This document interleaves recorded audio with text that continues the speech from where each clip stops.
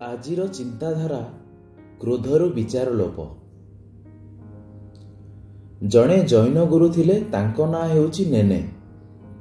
ଦିନେ ତାଙ୍କ ଆଶ୍ରମକୁ ତାଙ୍କର ଜଣେ ମିତ୍ର ଆସିଥିଲେ। କୌଣସି କାରଣରୁ ସେ ବିଚଳିତ ଥିଲେ। ସେ ନେନେଙ୍କ ପାଖକୁ ତାଙ୍କ ସାନ୍ନିଧ୍ୟରୁ ଶାନ୍ତି ଲାଭ କରିବା ପାଇଁ ଆସିଥାନ୍ତି।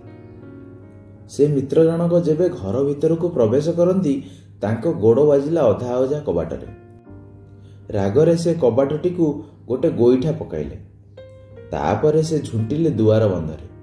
ଏଥର ଧୈର୍ଯ୍ୟ ହରାଇ ଦୁଆର ବନ୍ଧ ଉପରେ କୁଦି ହୋଇ ଚିତ୍କାର କଲେ, ଏବେ ପା ମଜା। ନେନେ ଦୂରରୁ ଏସବୁ ଦେଖୁଥାନ୍ତି, କିନ୍ତୁ ମିତ୍ର ଜଣକ ତାଙ୍କ ପାଖରେ ବସି ପଡ଼ି କିଛି ସମୟ ଧଇଁ ସଇଁ ହେବା ପରେ ଶାନ୍ତ ହେଲେ। ନେନେ ରହୁଥିବା ପ୍ରକୋଷ୍ଠର ବାତାବରଣ ମଧ୍ୟ ସେହିପରି ଥିଲା।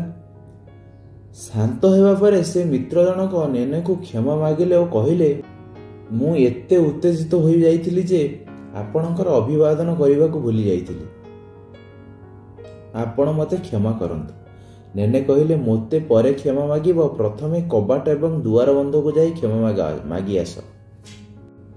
ମିତ୍ର ଜଣକ ଚକିତ ହୋଇ କହିଲେ, ନେନେ, କବାଟ ଓ ଦୁଆର ବନ୍ଧ ତ ନିର୍ଜୀବ, ସେମାନଙ୍କୁ କ୍ଷମା ମାଗିବା ଆବଶ୍ୟକତା କ'ଣ? ନେନେ କହିଲେ, ସେମାନଙ୍କୁ ଗୋଇଠା ମାରି ଗାଳି ଗୁଲଜ କରୁଥିବା ବେଳେ ତ ଲାଗୁନଥିଲା ଯେ ତୁମେ ନିର୍ଜୀବମାନଙ୍କ ସହିତ ଏଭଳି ବ୍ୟବହାର କରୁଛ। ଏବେ କ୍ଷମା ମାଗିଲା ବେଳେ କାହିଁକି ସେ କଥା କହୁଛ? ମିତ୍ର ଜଣକ ବୁଝିପାରିଲେ ଯେ କ୍ରୋଧରେ ହିତାହିତ ଜ୍ଞାନ ହରାଇଲେ କିଭଳି ବିଚାର ଲୋପ ପାଇଥାଏ। ଆଜିର ଚିନ୍ତାଧାରାଟି ଯଦି ଆପଣମାନଙ୍କୁ ଭଲ ଲାଗିଛି, ତେବେ ଭିଡ଼ିଓଟିକୁ ସେୟାର କରିବେ, ଲାଇକ୍ କରିବେ ଏବଂ ଚ୍ୟାନେଲକୁ ସବସ୍କ୍ରାଇବ୍ କରିବେ। ଧନ୍ୟବାଦ। ନମସ୍କାର। ଜୟ ଜଗନ୍ନାଥ।